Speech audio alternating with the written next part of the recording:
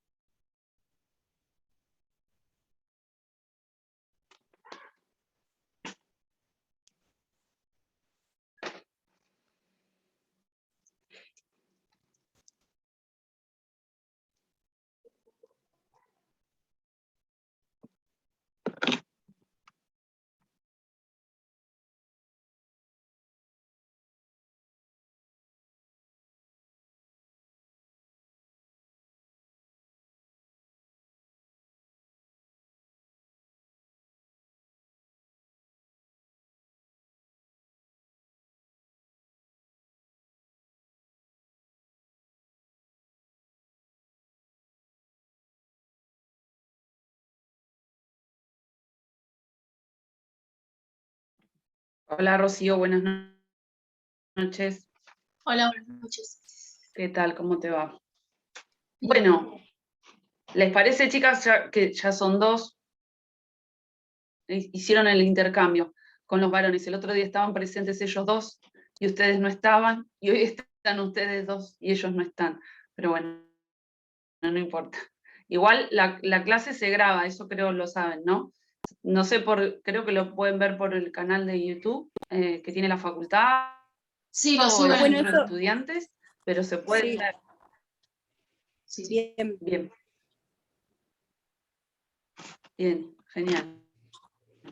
Entonces, si no tuvieron oportunidad todavía de ver lo que vimos la clase pasada, bueno, ya lo verán en algún momento, pero les hago un breve resumen de lo que estuvimos hablando el día lunes, ¿sí? Que fue la clase anterior.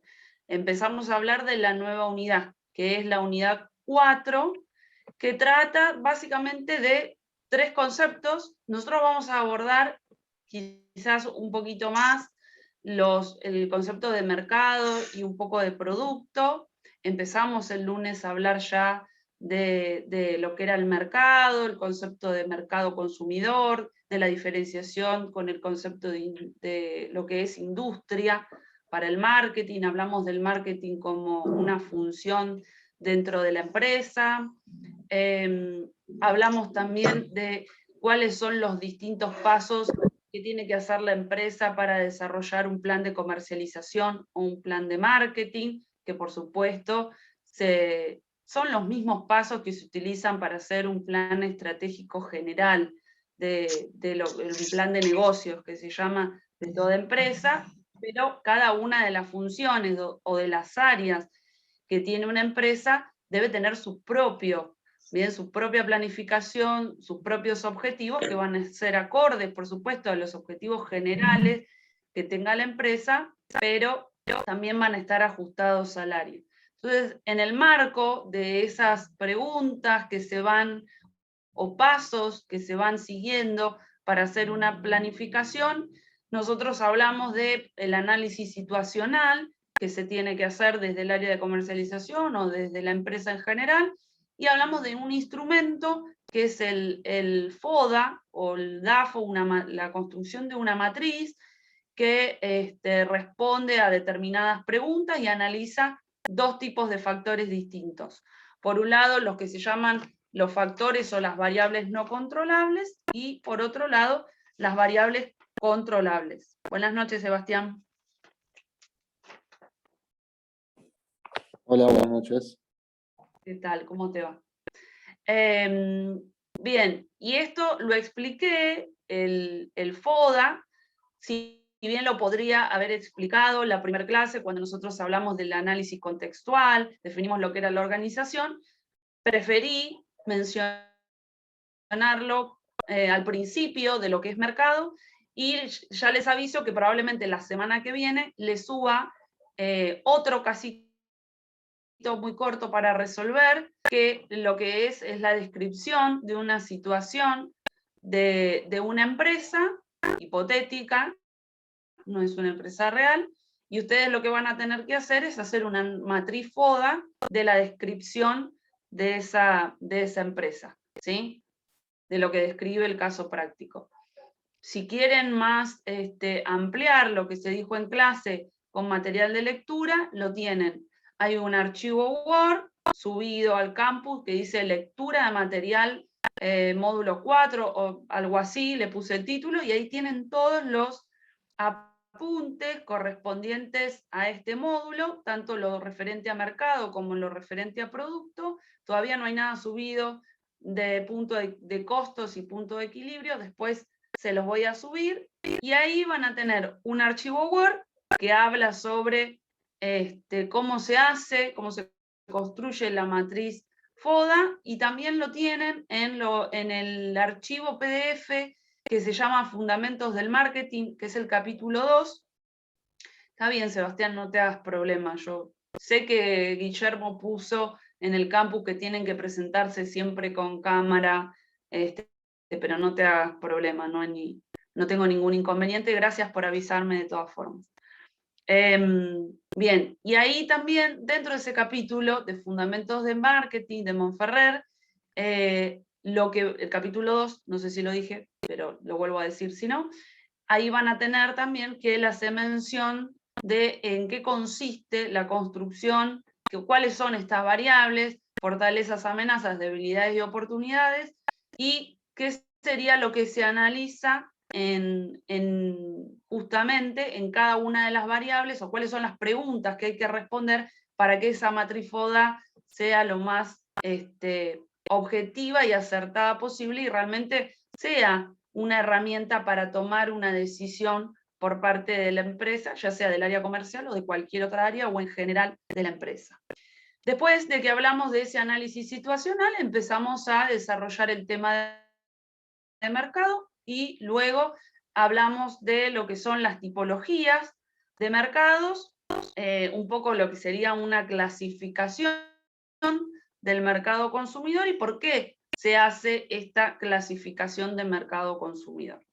Hoy lo que nos toca hablar un poco es terminar de hablar de mercado. Yo sé que es un poco escaso, pero bueno, tenemos 8 clases, tampoco tenemos tanto. Hoy vamos a hablar un poco de lo que es la segmentación del mercado, ¿sí? Porque una empresa, cuando va a comercializar un producto, puede bien decidir abastecer a todo el universo, ¿sí? A todo el mercado consumidor, o puede decidir solamente abastecer a una porción de ese mercado, ¿sí? Eso va a depender de una decisión que tome, por supuesto, la empresa, pero también tiene que ver con otras variables, y siempre es recomendable hacer una segmentación de mercado para tener en claro cuál es justamente el mercado objetivo, es decir, cuál es ese grupo de consumidores al cual la empresa le vende su producto, y cuáles son las estrategias del marketing mix, ¿sí? Que el otro día mencioné que el marketing mix eran las 4 variables sobre las cuales se toman decisiones en el área de comercialización, que son la plaza, el producto, el precio y la promoción, ¿sí? Y muchas veces incluye también a la distribución como parte de estas decisiones estratégicas de la función de la empresa. Bien, entonces les decía, que esa segmentación es importante porque va a, que ahora les voy a decir de todas formas cuáles son las ventajas de segmentar, pero se recomienda que haga una segmentación una empresa. Muchas veces cuando una empresa está naciendo, tenemos un pequeño emprendimiento y de golpe esa empresa empieza a crecer, se expande, encuentra un mercado objetivo, no lo ha hecho el encuentro de ese mercado objetivo a través de un proceso, bien como establece el marketing, que es este proceso de segmentación del mercado, sino que se fue dando por distintas circunstancias, quizás a veces el emprendedor sin buscar ese mercado objetivo encontró un nicho de mercado. Bueno, puede darse, pero por supuesto no es lo recomendable para una empresa. Siempre hay que tender a que esto sea algo metódico y que responda a un proceso que tenga en cuenta determinadas variables y le permita tomar ciertas decisiones a la empresa con una rigurosidad científica, ¿sí? No que se vaya dando por la vida. Pero bueno, nosotros vamos a hablar desde lo que es la teoría de la segmentación. Empecemos por decir, en principio, ¿qué es segmentar el mercado? Quizás alguna vez lo escucharon o lo pueden deducir desde lo que es el sentido común. ¿Sí? Segmentar significa partir, ¿sí? Partir o dividir a un universo de un mercado consumidor en distintas fracciones, y cada uno de esas fracciones, esos subgrupos de consumidores que van a obtenerse luego del proceso de segmentación, van a compartir características y necesidades, van a ser grupos de personas que van a compartir estas características y van a tratar de ser grupos lo más homogéneos posible. Por supuesto, no es que vamos a agrupar a todas las personas que son iguales, sabemos que cada individuo tiene sus particularidades, pero lo que va a intentar el marketing a través de un proceso de segmentación es justamente conseguir grupos donde las personas, por alguna variable, bien que sea seleccionada por el administrador, van a compartir esa característica, y por eso se dice que son grupos homogéneos, ¿sí? Eso le va a permitir a la empresa algunas cuestiones que van a tener que ver con esta toma de decisiones con respecto al marketing mix. Por eso hacia el final de la clase yo le voy a nombrar todas las estrategias posibles que se van a dar luego de haber segmentado el mercado, haber seleccionado el mercado objetivo, y entonces, ¿cuáles son las estrategias genéricas posibles a implementar por parte de una empresa en lo concerniente al mix de producto, ¿sí?, que nosotros querramos implementar? No todas las empresas, como dije al principio, segmentan el mercado, ¿sí? En realidad hay como niveles. Van a ver que el autor que yo les di para leer menciona niveles de segmentación, porque de hecho hay empresas que comercializan productos o servicios y no tienen ningún tipo de proceso de segmentación. A eso se le llama contrasegmentación, o lo que se llama también marketing de masas. ¿Por qué? Porque en realidad lo que está haciendo la empresa es vender un único producto sin establecer políticas diferenciadas que tienen que ver con el precio o la promoción de ese producto al universo total del mercado consumidor. Pero bueno, esto tiene sus desventajas, que es no poder adecuar en una forma eficiente los recursos de la empresa al abastecimiento de ese mercado. También tiene otras desventajas que imposibilita proyectar en una forma adecuada la demanda, establecer la rentabilidad del mercado para la empresa. Pero, de todas formas, existen algunas empresas que toman esta política con respecto al marketing mix. Hay otras empresas, por el contrario, que lo que hacen es pasar por el proceso de segmentación, que se llama proceso de segmentado. Son aquellas empresas que lo que hacen es elegir o seleccionar, posterior al haber segmentado el mercado, algún mercado objetivo para poder diseñar estrategias de comercialización específica, y algunas otras empresas ya se van al otro extremo de la contrasegmentación, lo que se llama la hipersegmentación, que es directamente hacer marketing personalizado a cada consumidor. Son marcas o empresas que venden productos exclusivos, ¿sí?, que les permite la estructura de la empresa y los recursos de la cual dispone hacer este tipo de marketing, que es casi de la empresa a un consumidor en específico, ni siquiera es a un mercado, es a un consumidor.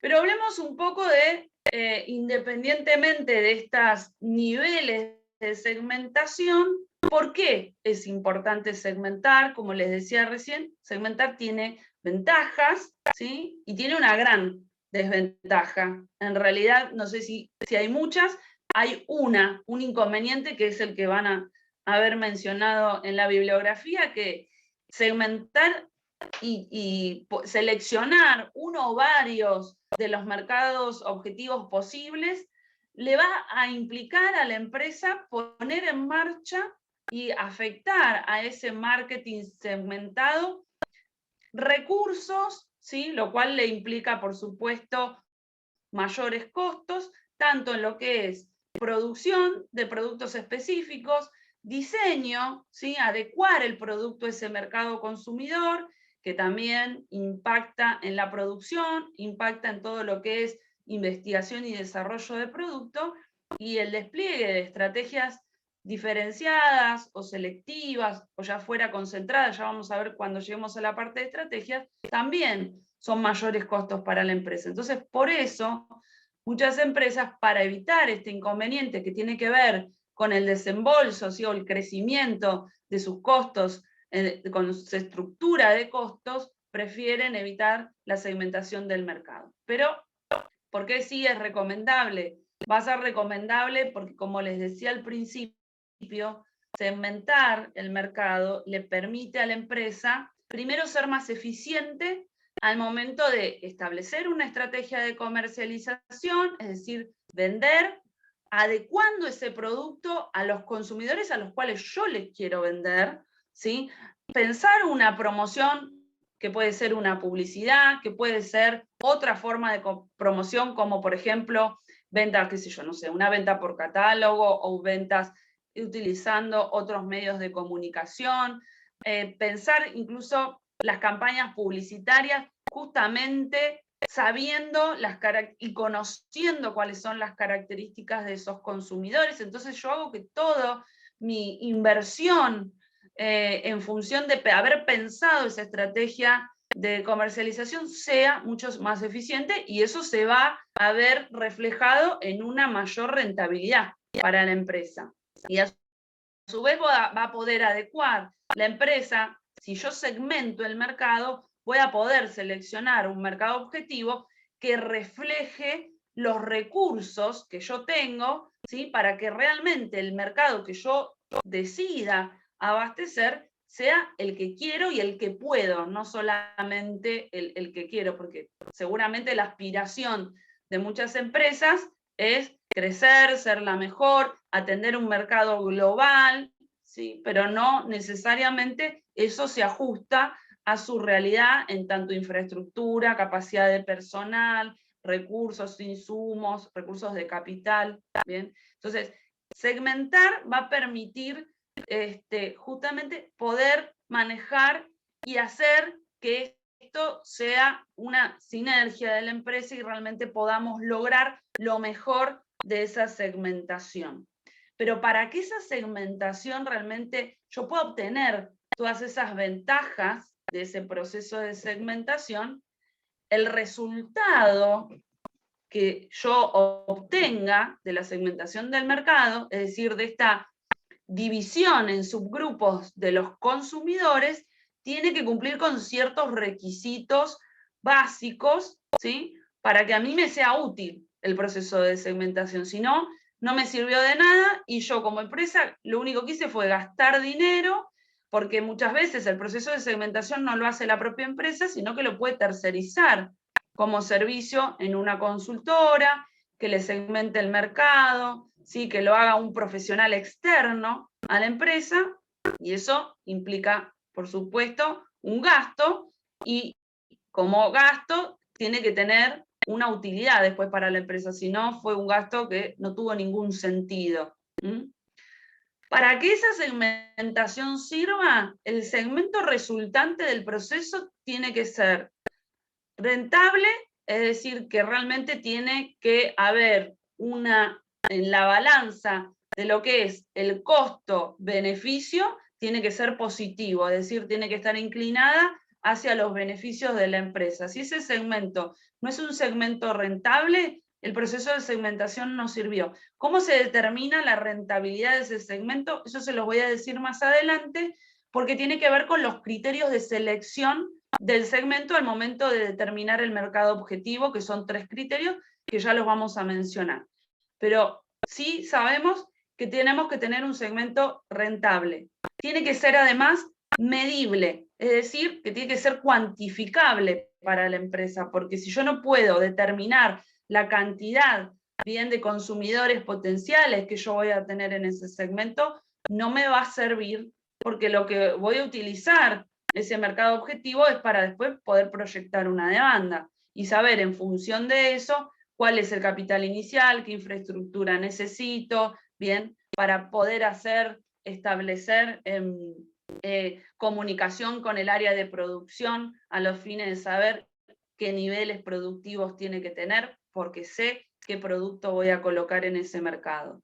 Tiene que ser a su vez un mercado accesible y tiene que ser un mercado operativo. Es decir, yo tengo que poder llegar a ese mercado, ¿sí? Realmente en función de mis recursos, ¿sí? Lo operativo y lo accesible van un poco de la mano, porque tengo que poder llegar con mis recursos como empresa realmente a abastecer a ese mercado, ¿sí? O sea, el tamaño del segmento tiene que ser adecuado al tamaño de la empresa. Lo vamos a volver a repetir nuevamente de todas formas, cuando volvamos a decir los criterios que se utilizan para la selección del mercado objetivo.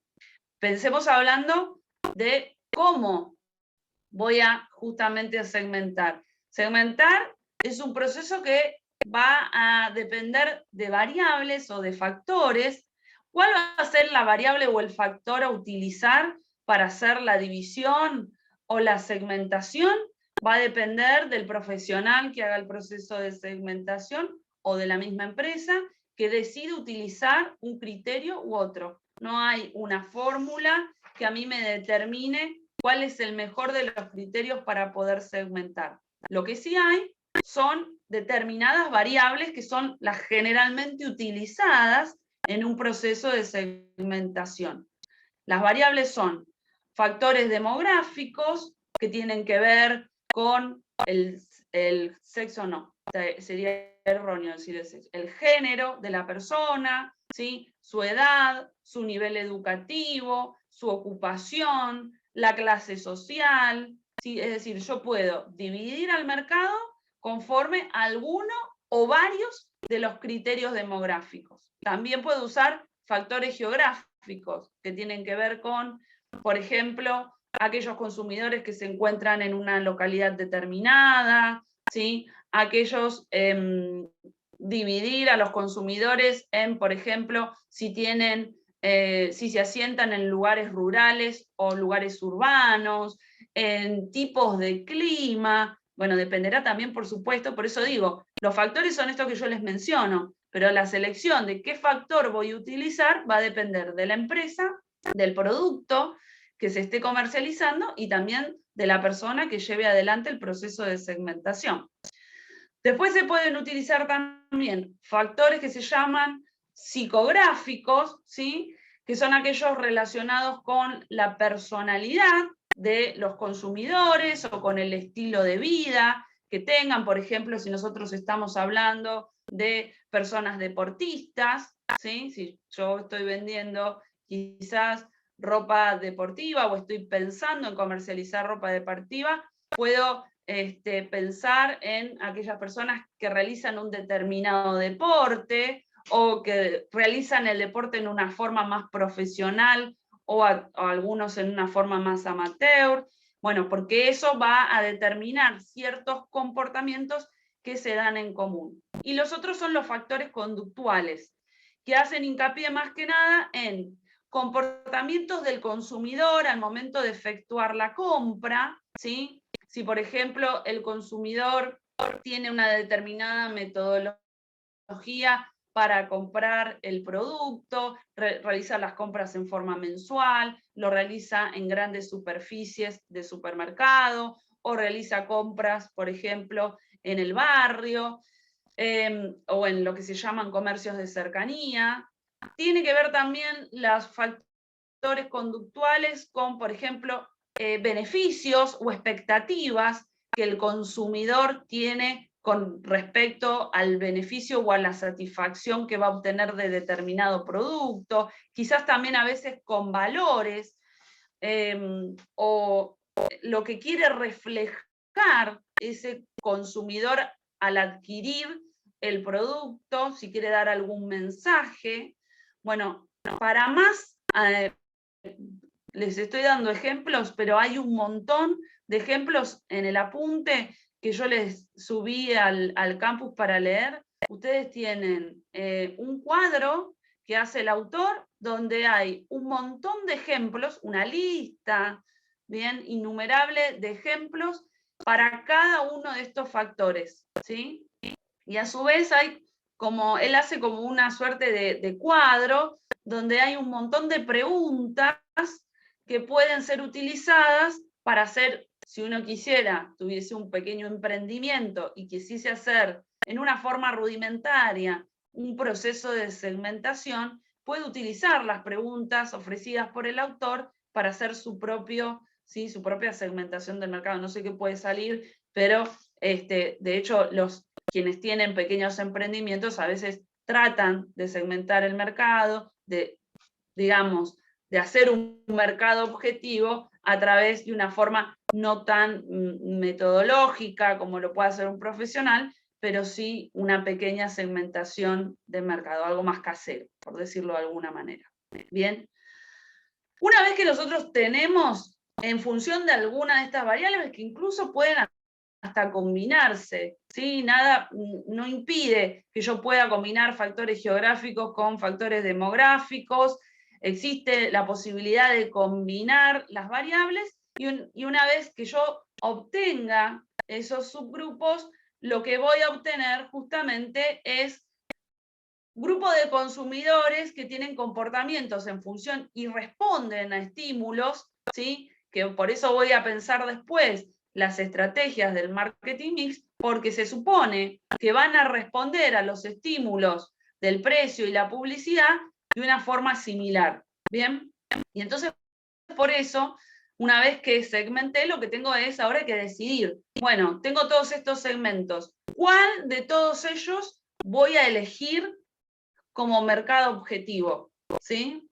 Esa selección del mercado objetivo, que es finalmente el mercado que yo voy a terminar abasteciendo, tiene que responder a 3 criterios esenciales. Uno es el tamaño y el crecimiento que va a tener ese mercado, ese segmento, porque en realidad no es el mercado en términos generales, sino que es un segmento del mercado. Ese tamaño, ¿bien?, tiene que resultarle interesante a la empresa. Es decir, el volumen de consumidores que formen parte del segmento del mercado tiene que ser algo que a nosotros nos parezca interesante, pero que a su vez pueda ser abastecido, ¿sí? Ahí van a ver que el autor dice que en general las grandes empresas tienden a seleccionar segmentos bien de tamaños interesantes, con grandes volúmenes de población. En cambio, las pequeñas empresas, algo que suena bastante lógico en función de los recursos que disponen tanto las grandes empresas como las pequeñas empresas. Y aquellas que son las pequeñas empresas van a tener una tendencia a elegir segmentos mucho más pequeños. Pero independientemente del tamaño actual que tenga el segmento al momento de realizar el proceso, lo que tengo que pensar es qué tamaño va a tener a futuro ese segmento, es decir, que tiene que tener una perspectiva de crecimiento, tiene que tener una posibilidad de que se aumente a futuro. Que, por ejemplo, ¿qué segmento no podría crecer si yo, no digo que no se pueda dar, ¿sí? Son las recomendaciones que da un profesional del marketing para hacer una selección de un segmento. Pero, por ejemplo, de aquellos segmentos que están pensados para personas que, no sé, son coleccionistas o compran productos que ya han salido del mercado porque han caído en un desuso, probablemente sea un segmento del mercado que no tenga una expectativa de crecimiento, sino al contrario, se estanque o vaya en una dirección inversa, es decir, decrezca,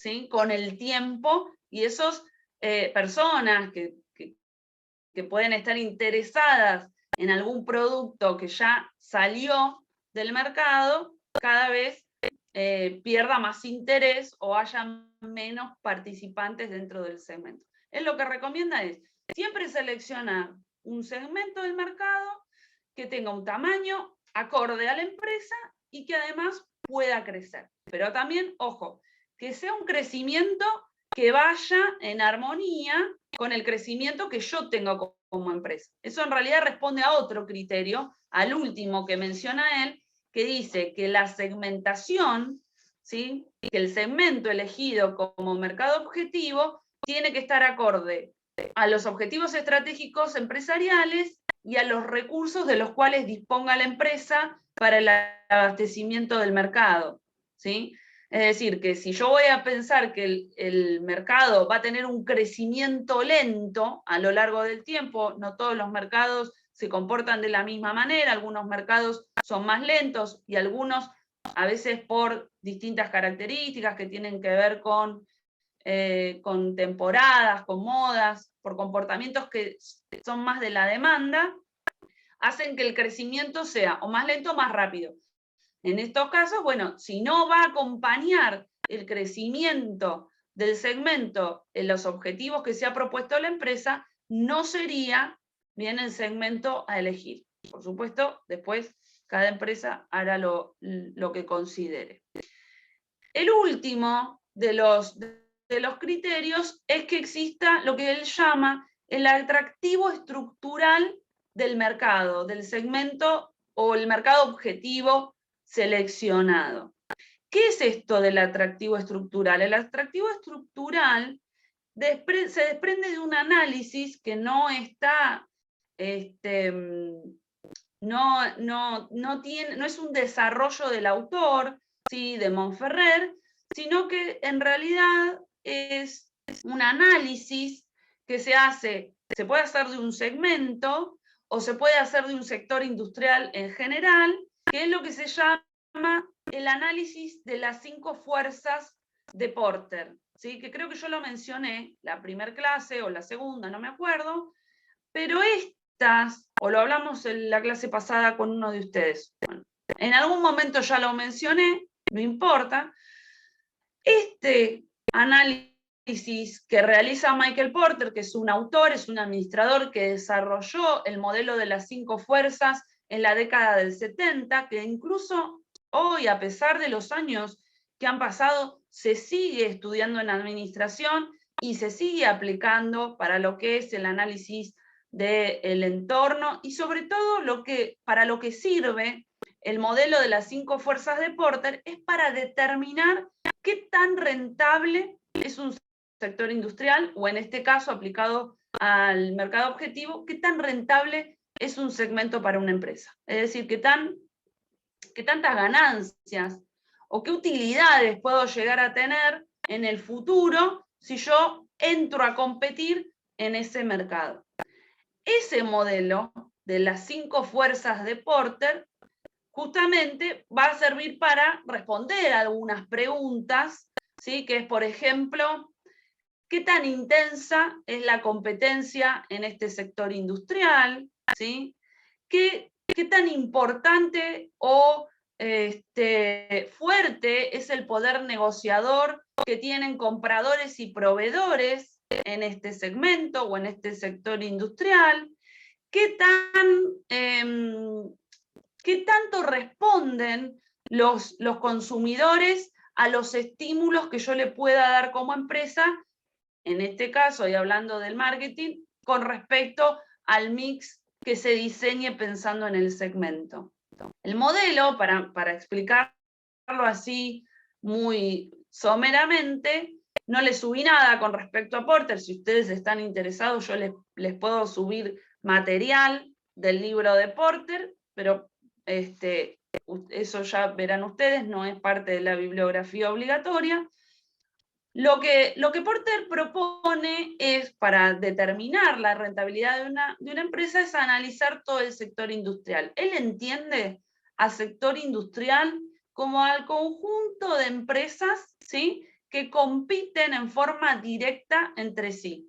Es decir, cuyos productos o servicios son competidores directos, ¿sí? Por ejemplo, todas aquellas empresas que produzcan gaseosas van a competir en forma directa con aquellas empresas cuyo producto sea exactamente el mismo, con distintas presentaciones, puede ser con distintos sabores, pero son competidores directos. ¿Por qué? Porque satisfacen las mismas necesidades de los consumidores y además comparten características los productos, que es lo que hace que un producto sea un competidor directo uno con otro, ¿sí? Y para distinguir lo que es un competidor directo de lo que es un producto que se llama sustituto, ¿sí?, que ahora se los voy a mencionar, que es un producto sustituto.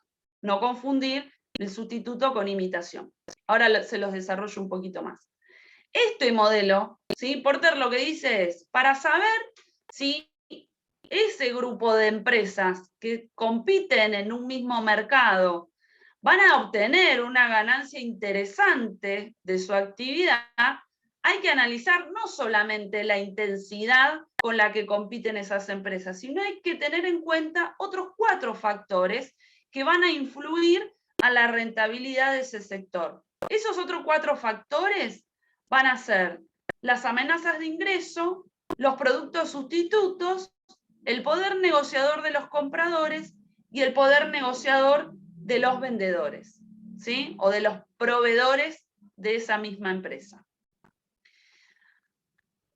Y él entonces lo que hace es analizar, bien, que yo se los voy a explicar muy sucintamente, cada uno de esos factores, de esas 5 fuerzas, competidores directos, sustitutos, ingresos, compradores y proveedores, para establecer en qué supuestos nosotros vamos a tener un segmento o un mercado más rentable o menos rentable. Lo hace por separado, ¿sí? Entonces él dice, si yo analizo los competidores directos, ¿en qué supuestos ese sector industrial va a tener mayor rentabilidad? ¿Va a ser más rentable cuanto la intensidad de la competencia entre los competidores sea menor? ¿Cuándo es menor? Cuando hay menos cantidad de empresas, casi que es algo lógico. Mientras menos empresas haya en un mercado, ¿sí?, más rentable es ese mercado. ¿Por qué? Porque la intensidad de la competencia es menor. Pero puede haber otros factores que influyan a esa rentabilidad, teniendo en cuenta solamente los competidores directos. Entonces él menciona otros supuestos, ¿sí? Dice, también va a ser menos rentable cuando los productos que les ofrezcan a los consumidores sean todos los mismos, no haya diferenciación de producto, ¿sí? O, por ejemplo, cuando haya barreras de salida, dice él, que sean altas. ¿Qué es una barrera de salida del mercado?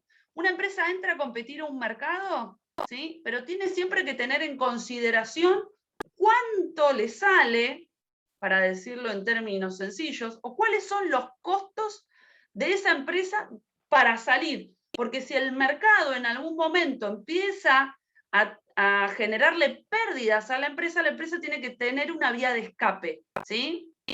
Esa vía de escape va a estar dada, en principio, por lo que se llaman las barreras, tanto de ingreso en realidad para el caso del sector de los competidores directos va a ser las barreras de salida. ¿Qué tanto le sale a la empresa salir de ser mercado e irse a competir a otro? Las barreras de salida, ¿sí?, van a ser altas, es decir, le va a implicar muchos gastos a la empresa dejar de competir en ese mercado cuando tenga mucha tecnología especializada en la producción de ese bien en específico o en la prestación de un determinado servicio, cuando tenga muchos costos fijos, por ejemplo, relacionados a personal capacitado, ¿sí?, del cual se tenga que deshacer para cambiar, por ejemplo, su producción o para irse a otros mercados, y tenga que hacer despidos masivos, va a depender, por supuesto, de la legislación del país donde desarrolle sus actividades, pero él lo menciona, imagínense que es un autor estadounidense, y él menciona como un costo fijo, bien que puede implicar una barrera alta de salida de un mercado competidor, los costos relacionados con el despido de mucho personal. Y también menciona un montón, pero para no aburrirlos, les menciono la última, pueden existir restricciones gubernamentales que hagan que a la empresa le cueste salir de un mercado. Entonces, si yo voy a elegir un segmento del mercado, mirando, por ejemplo, lo que tiene que ver con la primer fuerza de Porter, voy a tener que pensar, bueno, yo quiero abastecer este segmento, este mercado objetivo. ¿Qué tantas empresas abastecen este mercado? ¿Hay muchas empresas que abastecen este mismo segmento? ¿O voy a ser la única? ¿O somos pocas empresas? Si empiezo a competir, ¿sí?, y empiezo a abastecer este mercado, y después no me funciona la estrategia de marketing, ¿voy a poder salir fácilmente porque no me funcionó y quiero cambiar y me quiero diversificar porque esta elección a mí no me funciona? Bueno, esas son cosas que al momento de determinar el mercado objetivo voy a tener que poner en la balanza. Pero no es la única. También tiene que pensar en las amenazas de ingreso, que son aquellas empresas que hoy no están compitiendo conmigo en ese mercado objetivo, pero que sí lo van a estar en el futuro, porque un mercado que es atractivo, ¿sí?, que es rentable, no va a tardar mucho tiempo en tener nuevas empresas que ingresen a competir conmigo, entonces eso va a bajar la rentabilidad del sector. Eso se puede evitar, por supuesto, a través de otros caminos que a veces se dan y a veces son creadas por las mismas empresas, que son a la inversa de las barreras de salida, son las barreras de ingreso, ¿sí? Por ejemplo, hacer productos o establecer estrategias de diferenciación, que el sector o que ese mercado, para abastecer ese mercado objetivo, haya que tener tecnología de punta, que no pueda ingresar cualquier empresa porque se requieren, bien, capitales iniciales altos, entonces por lo menos me voy a asegurar que no cualquiera, ¿sí?, va a entrar a competir en este mercado, sino aquellas empresas que posean este respaldo financiero, este respaldo de capital, o incluso puede haber barreras de ingreso que tengan que ver también con restricciones legales, patentes o cualquier otro instrumento que le ponga un freno al ingreso de estas empresas, ¿sí? También van a afectar la rentabilidad, lo que él llama los productos sustitutos. ¿Qué es un producto sustituto? Para no confundirlo con un competidor directo, un producto sustituto es todo aquel producto que satisface la misma necesidad del consumidor, pero no es lo mismo, es decir, no responde a las mismas características. Para que ustedes entiendan, por ejemplo, un producto sustituto, bien, yo quiero ir Mar del Plata a Buenos Aires, ¿sí? Y tengo 3 servicios distintos que son sustitutos entre sí, no son competidores directos. Puedo optar por un servicio de transporte aéreo, bien, transporte por tierra, puede ser el colectivo de larga distancia o puedo ir en tren.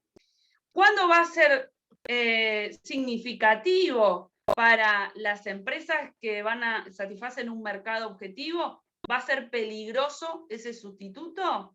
Cuando la relación costo-calidad, bien, no sea significativa. Por ejemplo, si ustedes tuviesen hoy que ir, siguiendo el ejemplo que les acabo de dar, si ustedes tuviesen que ir hoy a Buenos Aires, ¿sí?, desde Mar del Plata, van a tener en cuenta lo que tarda el servicio en llegar a Mar del Plata a Buenos Aires, la disponibilidad de pasaje, lo que les sale, bien, el pasaje aéreo, el pasaje del colectivo, el pasaje en tren, por supuesto, también determinadas necesidades que ustedes tengan y para qué van a Buenos Aires o lo que fuera. Pero si no hay, bien, algo significativo, esos sustitutos se vuelven peligrosos para las empresas competidoras. Entonces, hay siempre que tenerlos ahí,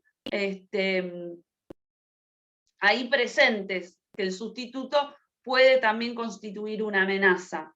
También cuando nosotros hacemos productos, ¿sí?, en mercados que son muy turbulentos, donde hay ciertos cambios en el contexto, en las variables económicas, que modifican en forma abrupta los poderes adquisitivos el poder adquisitivo del consumidor, puede irse ese consumidor. Hoy es rentable, hoy es un segmento que tiene muy buenas perspectivas, pero todo el contexto hace que mañana ese consumidor tenga que optar por un producto sustituto porque no puede afrontar los precios del producto que yo hoy le estoy vendiendo, bien, a esos consumidores. Cosa que acá en Argentina pasa y mucho, bien.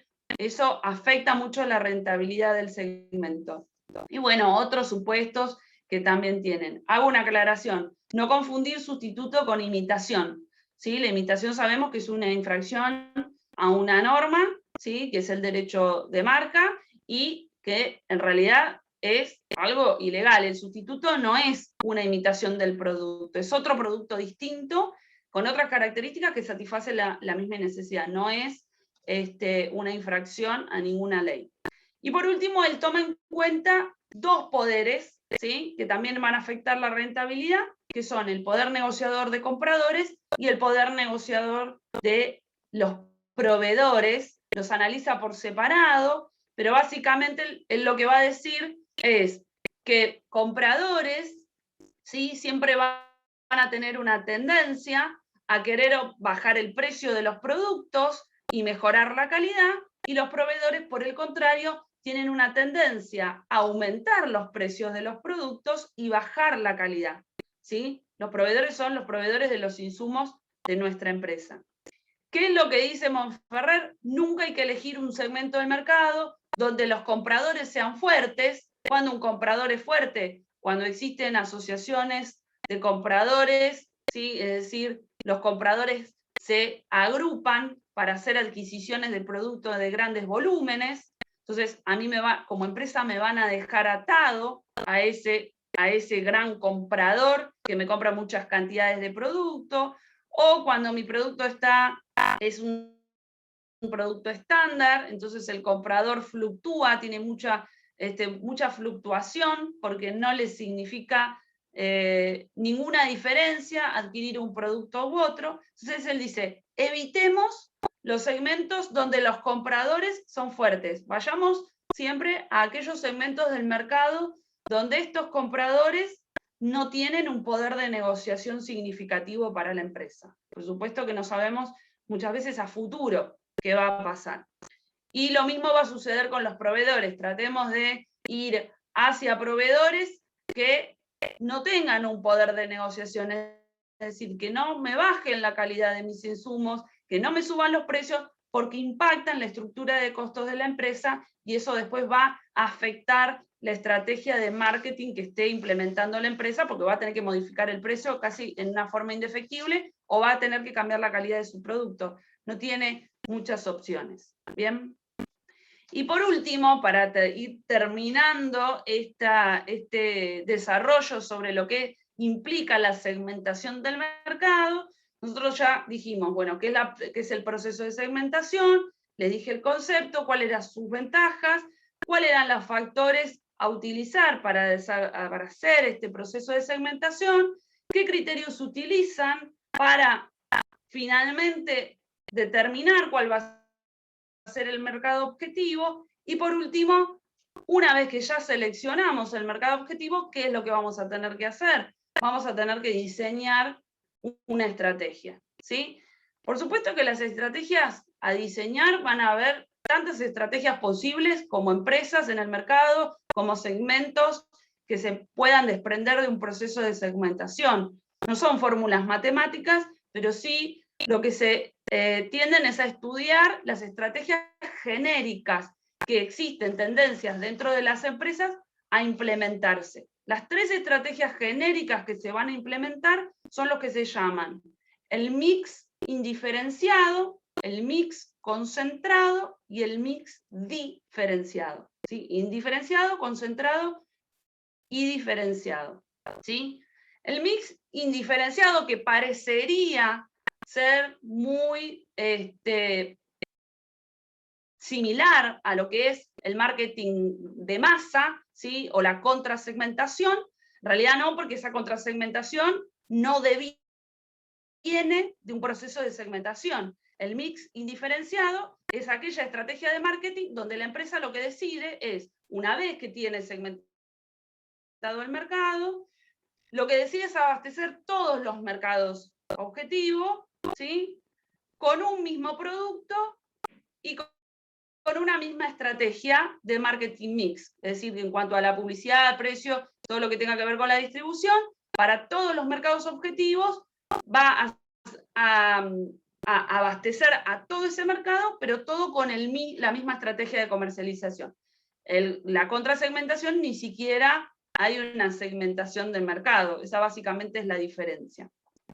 Pero si no, lo que se puede es optar por las otras 2 opciones, donde ya nos encontramos en un escenario donde la empresa sí va a seleccionar de todas las posibilidades algunas, ¿sí?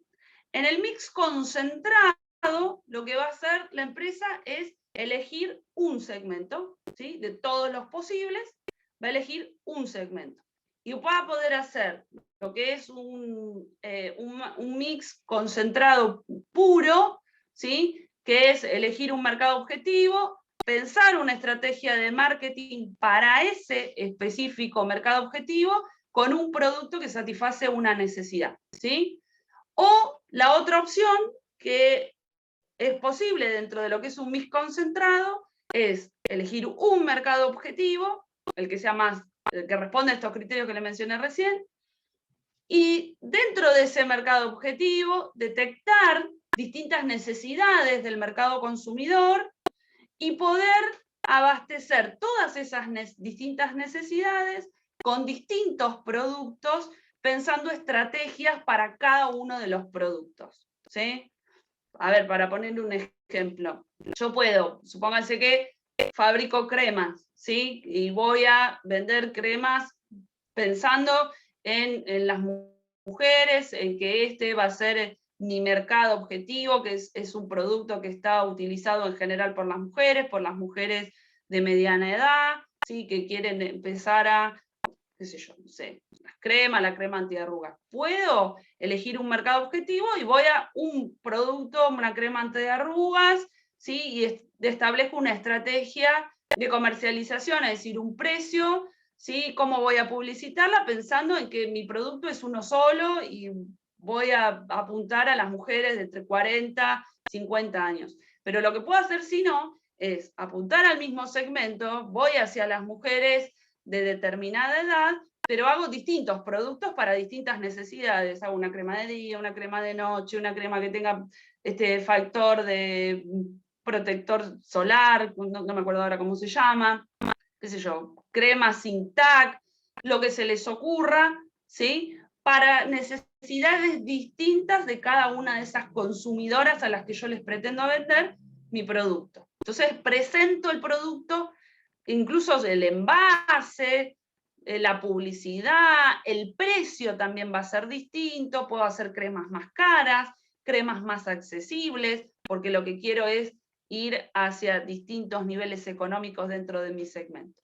¿Se entiende? Eso sería lo que se llama una especialización de mercado dentro de un mix concentrado. Y la otra posibilidad y la última, y ya con esto termino y los dejo, chicos, es que se desarrolle lo que se llama un mix diferenciado. En este mix diferenciado, lo que nosotros vamos a tener, en vez de la selección de un mercado objetivo, lo que vamos a tener es la selección de más de uno, ¿sí? No la totalidad, como en el indiferenciado, sino que yo lo que voy a elegir no es la totalidad, sino que voy a elegir más de un mercado objetivo, ¿sí? Y acá voy a tener 3 posibilidades. Voy a poder especializar el producto, no el mercado, como en el caso anterior. Voy a poder hacer un mix selectivo o voy a poder hacer un mix determinado, que se llama. ¿Qué hace la especialización del producto? En la especialización del producto lo que yo tengo es distintos mercados objetivos, ¿sí? A los cuales les voy a pensar productos para cada uno de esos mercados, pensando en las características y en las necesidades de los consumidores que están dentro de cada segmento, y voy a pensar, ¿sí? No, perdón, voy a ofrecerles a todos un mismo producto, ¿sí? Pero con estrategias de marketing distintas, ¿sí? El otro que estaba diciendo, ya hasta ahora también a mí se me confunden las cosas, el otro que yo les estaba diciendo es el selectivo. Muchos mercados objetivos, pero con productos pensados para cada segmento, ¿sí? Con estrategias propias. Entonces, vuelvo a decir porque capaz que los mareé. La estrategia de especialización de producto son varios mercados objetivos, un mismo producto para todos esos mercados objetivos, pero con estrategias pensadas en forma diferente, ¿sí? La estrategia selectiva implica el desarrollo de productos distintos. Acá hay mucha más inversión, ¿sí? De capital por parte de la empresa, hay que poner más costos. ¿Por qué? Porque yo voy a tener 2 o 3 mercados objetivos que seleccione, voy a pensar productos adecuados, ya sea en cuanto a su diseño o a su funcionalidad, a cada uno de esos mercados objetivos con estrategias diferentes, ¿sí? Y el diferenciado, que es el último, es más parecido al indiferenciado, digamos, sería la contracara del indiferenciado. Ahí sí, la empresa lo que hace es seleccionar todos los posibles mercados, pero a diferencia del indiferenciado, que es seleccionar todos los mercados objetivos con un producto y una misma estrategia, el diferenciado toma la totalidad del mercado, aunque lo tenga segmentado, pero adecuando a cada uno de todos los posibles segmentos un producto y una estrategia de marketing mix, ¿sí? Por supuesto que cada uno tiene que ver con los objetivos de la empresa, con la estructura, con recursos, con todo lo que les acabo de mencionar y que les vengo hablando. Yo lo que les explico son las teorías, todas las posibilidades que tiene una empresa para hacer comercialización de un producto, ¿sí? Porque no hay una sola forma de comercializar un producto o un servicio. Todo está pensado y está pensado para nosotros, ¿sí? Nada es, supuestamente, nada es al azar. Todo está predeterminado, o debería estar predeterminado por la empresa. Bueno, chicos, no sé si alguno me quiere hacer alguna pregunta. Uy. ¿No? Yo quiero hacer una pregunta más que nada en la clase pasada, por las dudas que lo hayan dicho antes de ver la otra clase. Usted en su momento dijo que iba a recomendar o dejar una película para ver del proceso de selección de personal. No sé si la dijeron, Sí. cambiamos de tema o quedó ahí. No, iba a darles la película, pero después me pareció, la película es una película que es bastante larga, me pareció que quizás les iba a insumir mucho tiempo ver la película, después hacer la actividad, y que me iban a terminar, digamos, no me terminó de convencer. La película, no sé, quizás ya la vieron, si les interesa, igual es muy interesante. La película es El Método, es una película del año más o menos 2000, me parece que es del año 2003, 2004, tiene sus años la película, y todo el argumento de la película es un proceso de selección que se basa en el método Gronholm, que es un método de dinámica de grupo, donde todos los candidatos, ¿sí?, que terminaron después de haber pasado por distintas etapas de un proceso de selección de personal, se someten a estas dinámicas que le impone el Departamento de Recursos Humanos, y la idea del método es que se vayan eliminando entre ellos mismos, ¿sí?, los candidatos entre sí. Digamos, el que queda es el que queda después de que sus propios compañeros o los demás que compiten con él lo van eliminando en la suerte de distintas tareas que tienen que ir afrontando. Lo que pasa es que la película es una película muy larga, nosotros no teníamos tantas clases, digo, bueno, preferí subirles, que no sé si lo vieron, pero lo que sí dije la clase pasada, les subí un casito práctico que es muy cortito, lo tengo acá. Sí, El de la pirámide es una de breve Maslow. lectura. Sí, me pareció que era mucho más sencillo, como para que ustedes pudieran resolver en una forma más rápida, porque básicamente es para ver si se entendió y para tener alguna nota conceptual, por si Guillermo después me pide alguna nota de ustedes, como lo ha hecho en otras oportunidades, que siempre me dice, bueno, obtener alguna nota de los chicos a través de algún trabajo, y por eso decidí bien hacerlo así y no hacerlos mirar la película y después hacer todo un trabajo. Me pareció que era más adecuado a la cantidad de encuentros que nosotros tenemos. Pero sí es cierto, Joaquina. Bien, Yo había muchas dicho gracias. eso al principio, era lo que tenía que decir. No, por favor, no hay problema. Y Está después bien. cambié de opinión. Está bien. Y lo otro, bueno, ya... esto que, chicas, que ustedes el lunes no estuvieron, lo vuelvo a decir, Sebastián estaba, así que capaz que se acuerda, el lunes yo no estoy en Mar del Plata, tengo que viajar a Buenos Aires por un tema de trámites, así que no voy a poder darles clase sincrónica, nos encontramos el jueves de la semana que viene. Les aviso para que no se conecten y me estén esperando, no voy a llegar nunca el lunes, ¿sí? Bárbaro. Bien, muchas gracias. Bien. No, por favor, a ustedes. Sí, Entonces. disculpen que le falle el lunes, pero realmente no sé si voy a hacer a tiempo para estar en Mar del Plata a esa hora, no me quiero comprometer. No, está bien, gracias por avisar. No, por favor. Bueno, chicos, que tengan un buen fin de semana y nos vemos el jueves de la semana que viene, entonces. Igualmente, profe. Listo. Adiós, Doctora, hasta luego. buen fin de adiós. Gracias. Gracias, hasta Buenas luego. noches. Buenas noches.